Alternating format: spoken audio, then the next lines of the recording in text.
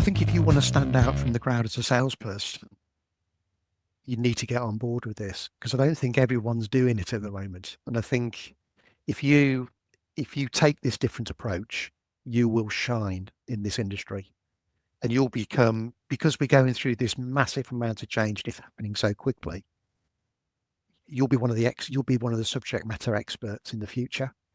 You'll be the go-to person. It's going to be a great career move, and I think it'll be very good for your future sales. So that's what I'd say is embrace it, get on board, be curious, get some training. You're listening to the Sales Today podcast, and I'm your host, Fred Copestake. On this podcast, we explore how sales professionals can develop a modern approach to winning business, the application of virtual selling techniques, how to create meaningful business relationships, and much more. Why not take our free collaborative selling scorecard to see how your sales approach suits today's environment? You'll find a link in the show notes. And welcome to this episode of the Sales Today podcast. It's a special, this one. It's all about trucks. And I'm joined by Tony Owen, who I've had the pleasure of knowing for some time now, actually. We've been involved in a number of training projects all about raising level of sales skills in that industry.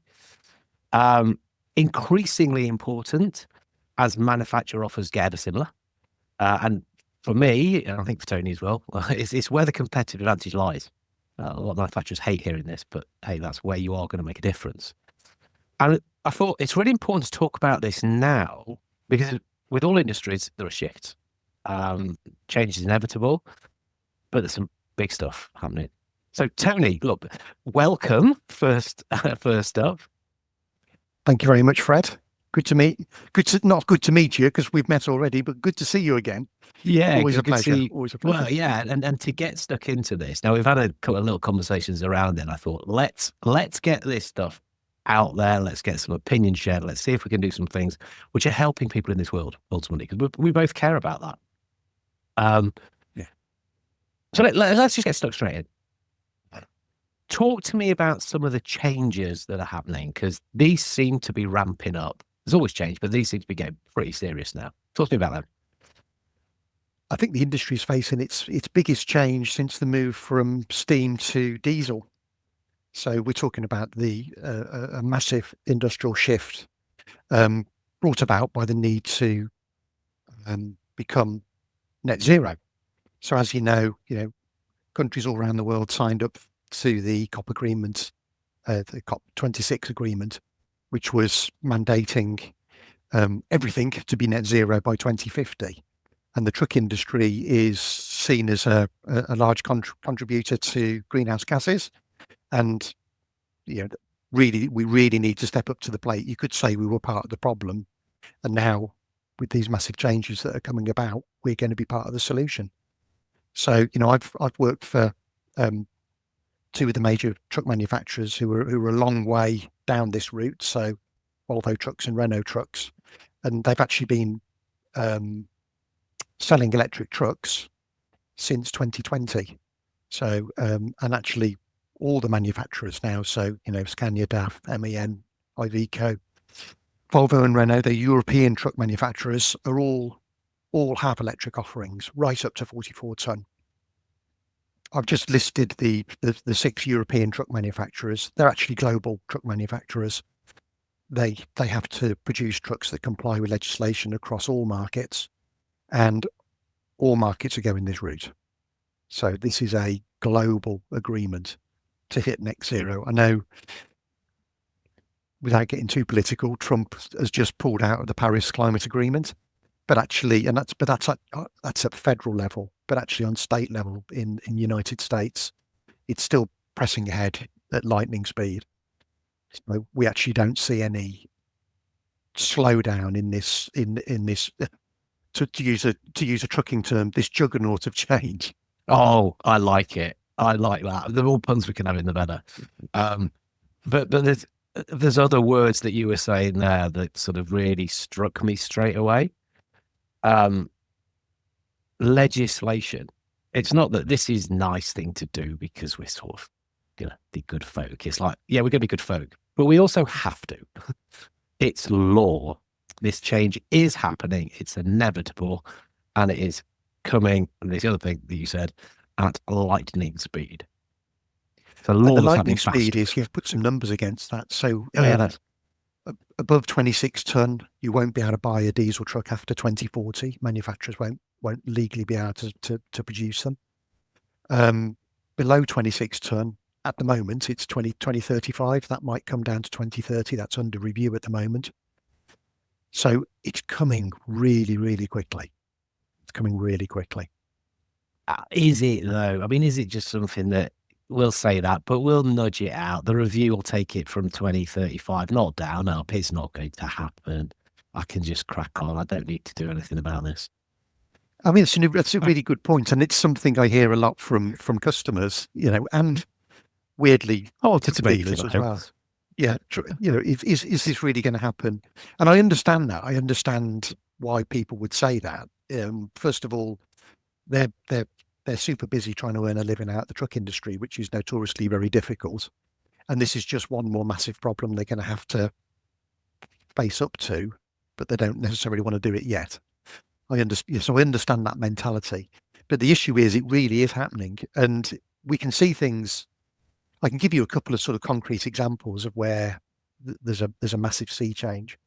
So the ultra low emission zone in London is a classic example where a local authority, so Transport for London, have introduced an ultra low emission zone, and it's becoming financially intolerable to run diesel vehicles into this zone. So the charges are becoming so prohibitively expensive that operators have to change the capital equipment. So okay, this is from Euro 5 diesel to Euro 6 diesel, but it's still forcing the change. So there's an example of legislation. We've got another. That's here. Sorry. That's here now. That's here there, and the numbers are going up. And has Birmingham put one in place? They have, yeah. But there's several now. There's Birmingham. There's actually one in Oxford as well. So right. Oxford, there's actually a few roads in Oxford which are no internal combustion engine vehicle can go down. Okay. No, not even cars. Not even cars. Cars, bikes, whatever. Okay. Sorry, I interrupted you. You're going to give us another example of where it's not just coming; it's here. Yeah. So the other example would be Paris. Mm. So Paris. So okay, they've got an issue with air, a big issue with air quality, and they have passed legislation to ban diesel vehicles. So that's going to come into play in 2030. But already operators are having to make the change to go to electric, and it's largely driven by it's almost a clamour for power, because electric infrastructure is, at the moment, it takes a long time to get infrastructure in place, and the costs are quite high.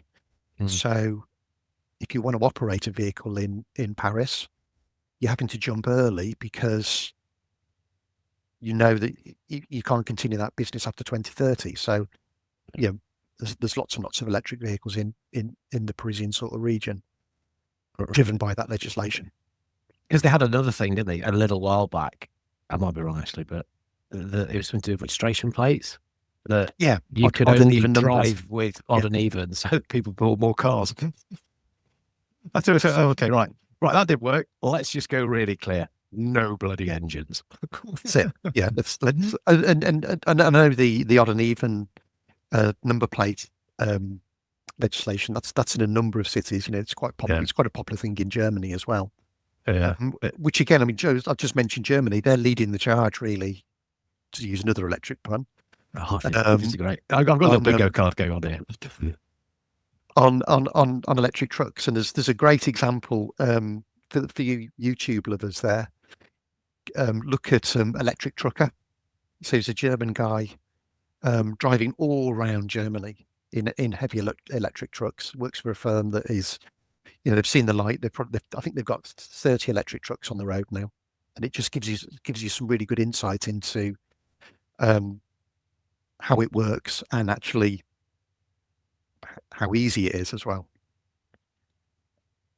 Cool. Can we just, I mean, this is the EV, that's one thing. And slightly off course, but it's worth us recognizing. You also said it's just one other massive problem.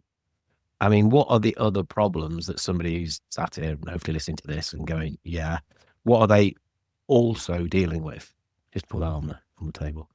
I mean, it's notoriously difficult to make money out of transport. So, and rates are being squeezed. So even, everyone will, everyone who runs trucks will know this issue. So you've seen an increase in the cost of capital equipment. You've seen increases in labour costs. Example, the increase in national insurance. So it's all financial headwinds are probably taking people's attention away from the long term and looking at the short term.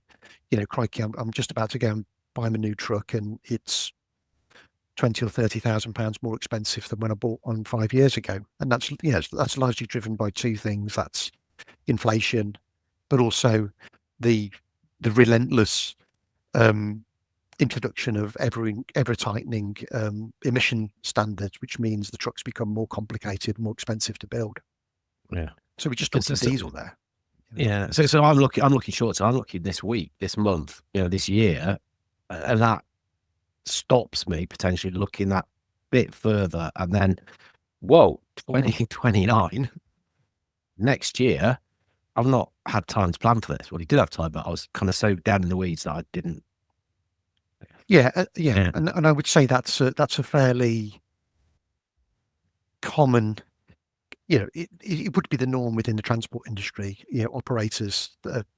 It's a hard job. It's a hard business to make money at, and they are very focused on the here and now. So when you say transport industry, you say operators. So these are people who are running logistics companies. Yeah. Is it fair to say then that those same problems will be the same for what's the term you guys use? The people who run their own fleets. So people who are actually manufacturers of something else and have to get their goods around, and they've got their own fleet. It's like the logistics manager, transport manager, go, no, it's the same. I could be working for a. So those the phrase is own account. So own account. I knew it was own something. Yeah. Own brand. No, that's not right. and okay, for those people, I love the phrase transport's a necessary evil. Yeah. So clearly they have other things to think about. An example would be a supermarket. So thinking about their the price of potatoes and all that sort of stuff. But they still have a big focus on their transportation costs, because it's a big cost for their business. I think maybe the difference between the own accounts and general hauliers is general haulage only have one income stream, which is the money that they earn from moving goods from point A to point B. Whereas a supermarket, they make money on the potatoes as well as all that sort of stuff. So some of those big logistics companies, national and international logistics companies, and some of those own account operators are taking the plunge, and you're seeing them rolling out electric infrastructure. Not necessarily where you first expect it. Sometimes it's manual handling, sometimes it's fridges, but it's all in pursuit of lowering their carbon footprint. Yeah. Okay, so there is change. Change is inevitable. It's going to happen in every industry, some way, shape, or form. In this particular industry, it's increased because of this shift towards electric. So, are people ready for this? How ready are people? Great question. Better question. How ready is a better question. If I've been on sales training, I should know that. Well, the interesting thing is you probably know the answer because of some of the stuff that we've done previously. Yeah. Where we've been rolling out sales training to truck manufacturer salespeople. And the short answer is we're getting ready, I think is the We're getting ready to get ready, or getting ready. There's two different. It's different. Yeah, I think there is some truck manufacturers would say I mean, they are moving at pace. There's no doubt about it. It's not, and that's not rhetoric. They really are. All the manufacturers are producing, I would say, really credible electric vehicles now, and ones that will definitely do the job. And as I say, I'd point people to that YouTube channel that I spoke about earlier, the Electric Trucker, which will really demonstrate that these vehicles work. The challenge is that truck manufacturers transact through truck dealerships, and I would say that some dealers are more prepared than others, and some dealers are kind of they're probably in the same boat as those operators, where it's a difficult industry to make money out of, and it's one more problem that's been thrown at them, sort of thing. Yeah, no, I think that's fair. So that's how I've understood it. Is, well, that's what the customer's asking for. That's what the customer wants. Well, sensible to talk to them about that. Yeah. However, what the customer needs and should be thinking about, really, our job as a salesperson would be to start shining a light on that and taking the conversation in a different way. And what I've understood is that ain't happening, because let's just deal with the short-term thing. I've got the sales target. I've got these trucks on the yard. That's what I can sell. Bang. Got to hit the quarter. Got to hit the year. Thank God for that. Simplified, of course, but yeah, but I mean, it's that's a great phraseology there. So it is what's happening. Yeah. And I think dealers are becoming more enlightened. I mean, I've been very sort of evangelical about electric vehicles and the fact that they're here and they're coming. And I know, dealers I've dealt with are listening to that, but they still have to make money. They still have to, and the way they're doing that is to sell diesel trucks, because guess what? That is here and now, and customers, as you say, want to buy them. So yeah, absolutely. But customers need to be educated. And I think that's I think customers will thank us for educating them. I spoke earlier about that clamour for power in Paris. That's going to apply to all operators. If someone's making a decision about whether to open an operating centre to run vehicles out of, they need to consider electric infrastructure. So that's going to be something that manufacturers will need to help their customers with. They'll need to sort of enlighten them about the whole process. Yeah. Yeah. And there's ways, I mean, we'll come on to this a little bit later, but there's ways to do that and ways to manage the conversation and who with, which will be different to what a lot of people are currently doing, have known how to do, have been very successful in doing. Let's not undermine that. But it's different, and different can be a bit scary, can't it? So are we ready? So I mean, yeah, we're kind of talking about two things. There's the dealers need to be ready, and the customers need to start getting their heads around stuff.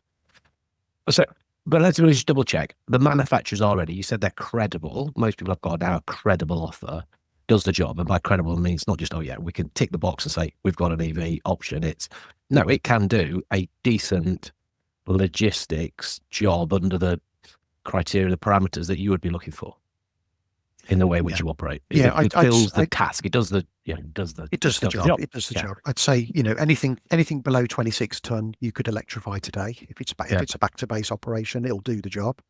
Yeah. Above that weight, it is more challenging, but there's certainly many operations that those heavy duty trucks would be able to do. And as infrastructure rolls out, it will become more and more credible, minute by minute, year by year by year. Yeah. It's amazing how quickly the infrastructure is actually being rolled out for heavy trucks. The infrastructure and the tech of the truck. Because if I'm right, so people listening to this probably know already, this is for me, the heavier the truck, probably the more weight it is also pulling, so the more power it needs, and so the more battery it's going to require to go longer distances, which it's also probably doing. Is that? Yeah, that's Dummy's Guide to Electric. Dummy's Guide to Electric Trucks. Yeah. Although surprisingly, once the vehicle's up to speed, it's amazing how efficient they are. Yeah. So that these trucks now are doing, if they've got enough batteries on them, they'll be doing 600 kilometers to a charge. Okay. I suppose with a big truck, you got more place to put battery. And I know weight has always been a thing. It'd be more like I had a Mini. It's Mini, and it's clear in the title. There isn't much space to put battery, so I think the range about 100 miles. Yeah, Stop 3 times to get to London. But okay, so that they're credible. So we're getting ready to get ready, or the thinking is starting to happen. Is it fair to say then that the thinking probably isn't happening fast enough? Because once you get your head around it, there are things that you need to do to then get all the stuff in place. Yeah, I suppose what our industry has been used to is the diesel proposition. So the model is you sell a truck to a customer. You don't talk about diesel. It's ubiquitous. It's everywhere. Now we're going to have to start educating our customers and getting them to understand that in order to run electric trucks, you need to start having conversations about electric infrastructure. And these things take time, and they take a lot of planning. Where it's not just a case of I've got 20 trucks, I need 20 chargers. You need to understand how the trucks are going to be used, practical places where you would put the chargers, how much energy you can get into your premises, talking to the infrastructure people, the district network operators, and getting power supply from them. You can imagine it's a lot more complicated than driving down the M6 and pulling into the services and filling your truck up with diesel. Yeah, which we know how to do. It's almost unconscious how we do that stuff. And this is a tougher conversation because it's newer. The brain is now having to work harder with somebody that might not, I say want to have it, but kind of be in a position to have it because they're worried about all these other things. So it's like we need to have a deeper conversation for a while to get our head around this. No, I'm trying to be target end of this week, month, whatever, like I've said before. So the attention, if you like, to do that thinking can be a bit of a challenge, I guess. Absolutely. And I think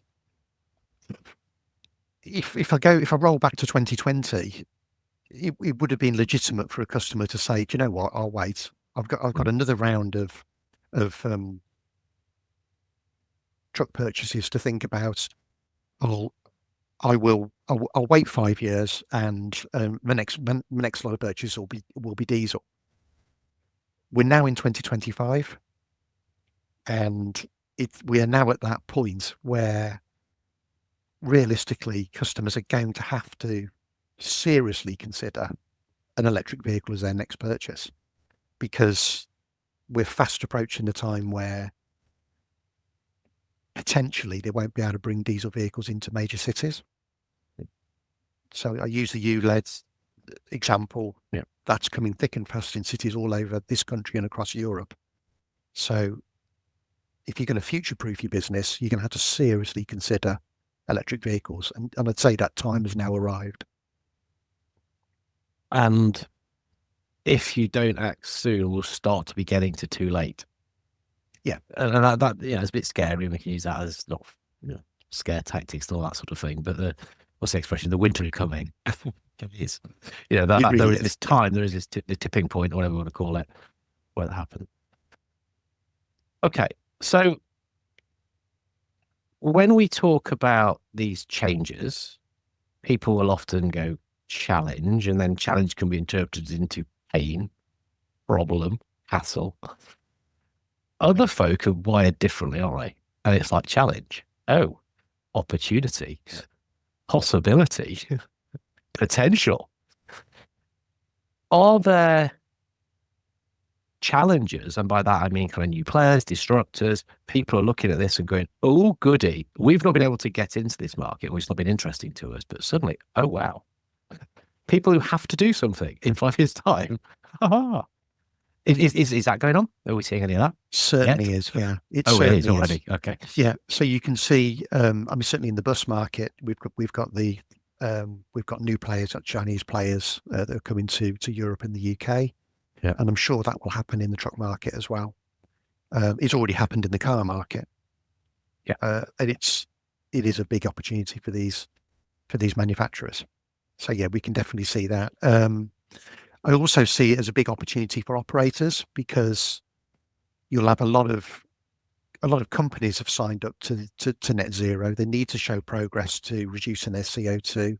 A lot of them have signed up to a structure known as science-based targets, where they have to show year-on-year reductions in CO2.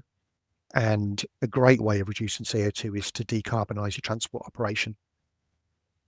So I can see big customers, your Amazons and your big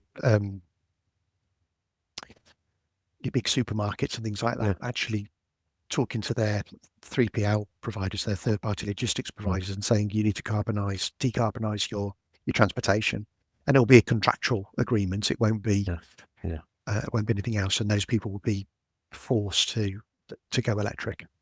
You do this because that's going to hit on this target, and these are interesting conversations, though, aren't they? To go to one of your big supermarkets, to go to the people who have got these big fleets, or supplying that service to them, and say, are you talking to them about this, and say, hey, look, you could use me, and you could be a big percentage into getting closer to that target?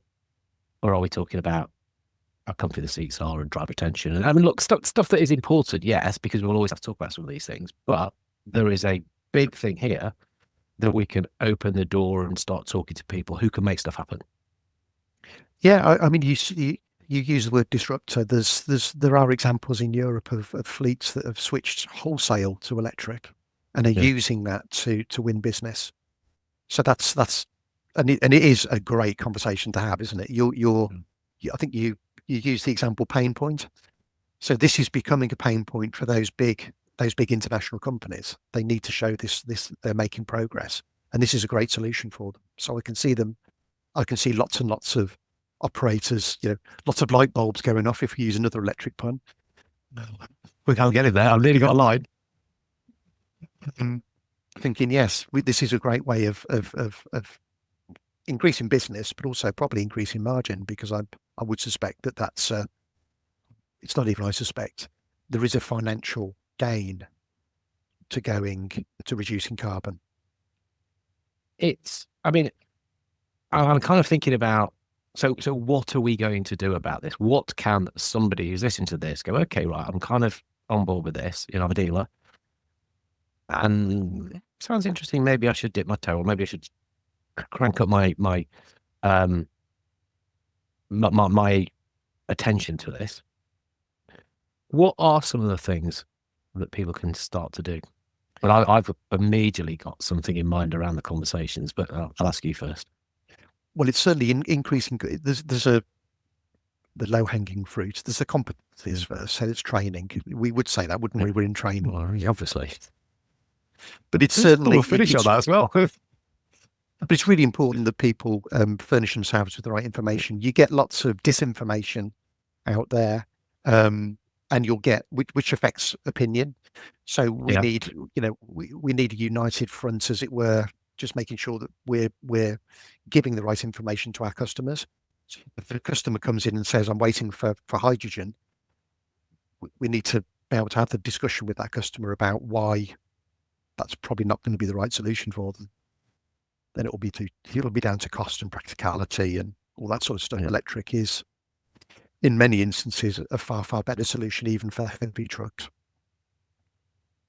If I understand well, because electric's here now, hydrogen is just a little bit off still, because it's a difficult thing to handle. If I know, the molecule's smaller than the things to hold it in, so it just sort of escapes on it. Right? Basic science. I should be doing this, shouldn't I? Science for dummies, my friend Cope stage.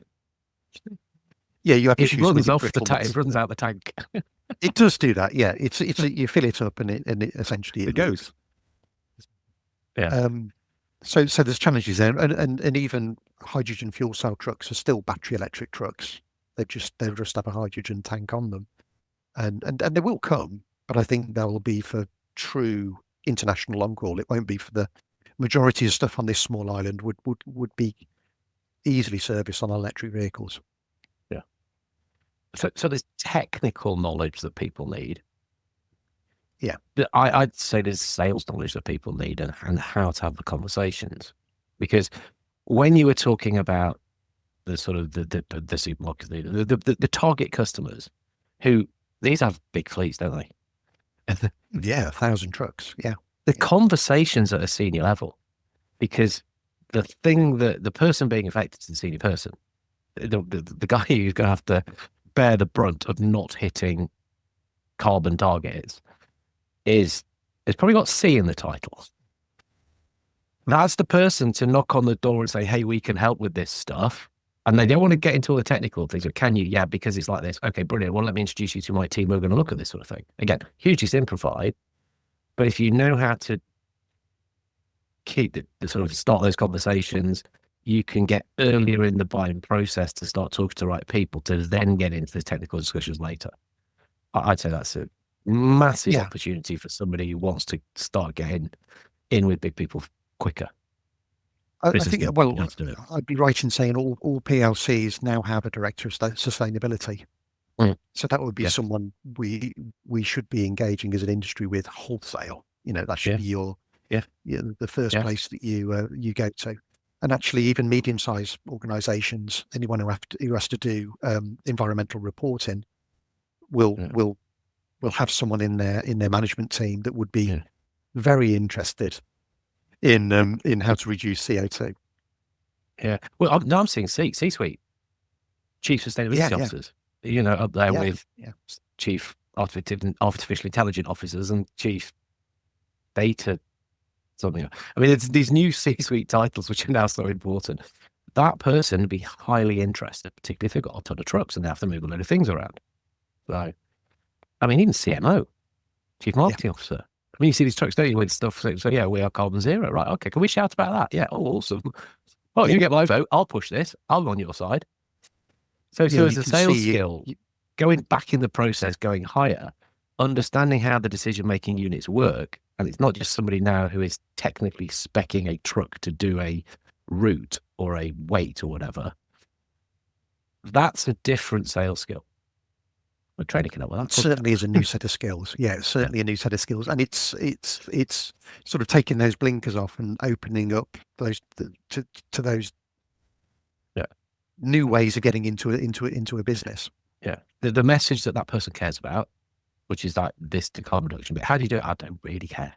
Somebody will further down the process. You can talk about all the the technical elements that gets you there, and then actually we need to set this up with the infrastructure and the rest of it.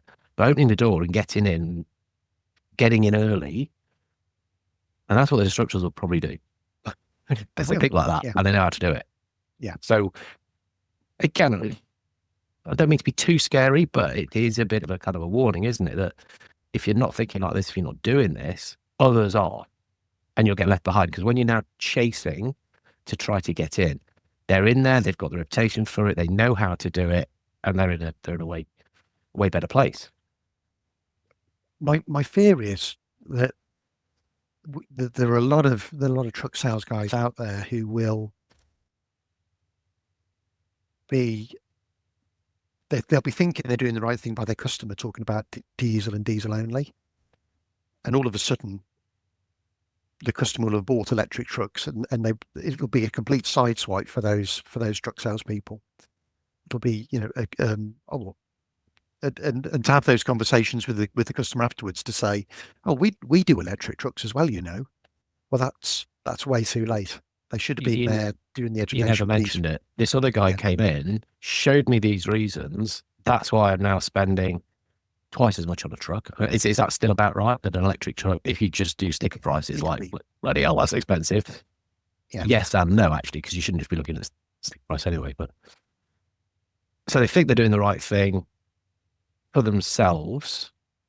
Probably think they're doing the right thing for the customer. Because the customers, I don't want to make the change. Oh, I'll see if I can find some more diesel trucks for you then. It's like, no, actually, I should challenge you. If I am doing you a favor, if I'm being a good salesperson, if I'm being a good person, I've got to shine the light on this for you. Otherwise, I'm actually not helping. And I think most salespeople do want to help customers, don't they? I'd certainly ones I've met in the industry, they're some top blokes. Dead passionate about what they're they're doing. good people. Often They quite wanna help. technical because that's how they move forward. But also good people. That's why they're doing that job. They do want to help. Yeah. We need to help them help. Yes. Yeah. Yeah. What? Okay, so I mean, we could talk about training forever. The rifle training course. Oh, we have. But what other things then? You know, so this podcast this is useful to people broadly. What other things can they just start to do to get their heads right to not get? For me, it sounds like you either get left behind or you ride the wave and get ahead of the game. There's no happy middle. Quite a sad middle. Yeah, I think become curious. There's loads of information out there. You can furnish yourself with the difference between a kilowatt and a kilowatt hour very, very easily. The internet's a wonderful thing. Become comfortable talking about electric vehicles. A really great practical thing. I've seen a big sea change with salespeople who run an electric car as a company car. They immediately become more confident about talking about electric trucks because they get it. It's not big. It's not a scary thing anymore. So that's something I would, and I'm not here to, on behalf of car manufacturers, but I would say that's might do a series here, get a sponsorship. But it really does. One of those big new spangly pink Jaguars that's going to come out. Oh dear. But yeah, that would really make a big difference. So immediately you also become more credible in front of the customer because you're turning up in an electric vehicle, not a diesel car. I mean, I've had again great examples of some customers, but on the van side, salespeople arriving at customers' premises in an electric van, and it starts a conversation, and the first thing that I can't believe you've arrived in that thing. Well, actually, yeah, I did, and it was no problem. And this is why it wasn't a problem. And they're talking from the heart then because it's lived experience.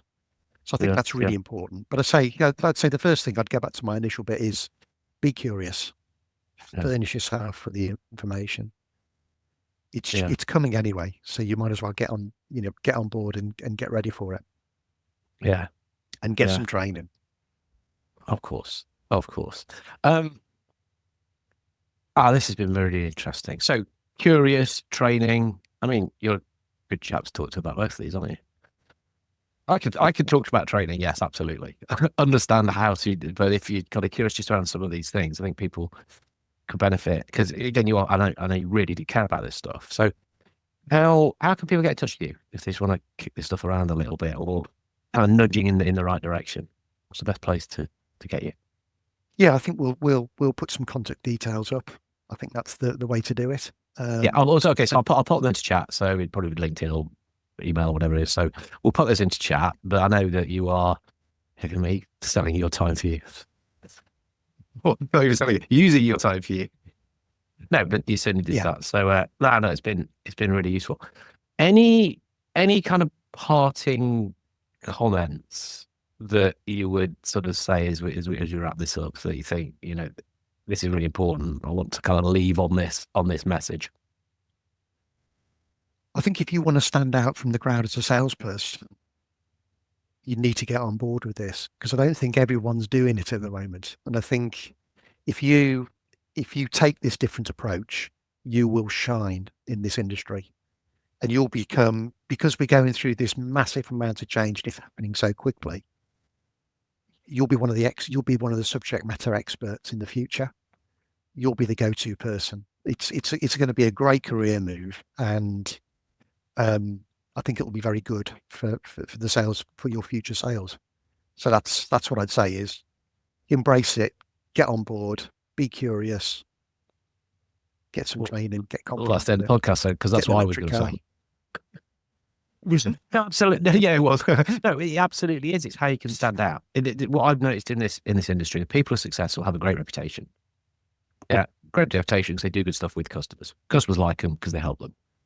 Yeah, and what you've literally just said there is you stand out because you're now helping them get their head around new stuff We say need to. And if you can do that and build your reputation of being that kind of salesperson, you're going to fly. Because going back to, they have to. It isn't a want to, nice to, have to. Law's there. Get yourself in pole position for those conversations. So yeah, I just echo that. Oh, awesome. Awesome. Well, thanks for spending a bit of time talking through this. Really appreciate it. We'll put those links into the show notes. And yeah, we will catch up soon, I'm sure. Thanks, Fred. Talk to you soon. Thank you. Thank you for listening to the Sales Today podcast with me, your host, Fred Copestake. I hope you've enjoyed what you heard today. If you did, please get in touch and hit subscribe. And remember, you can take the Collaborative Selling Scorecard for free to check out how your sales approach works in today's environment. You'll find it in the show notes.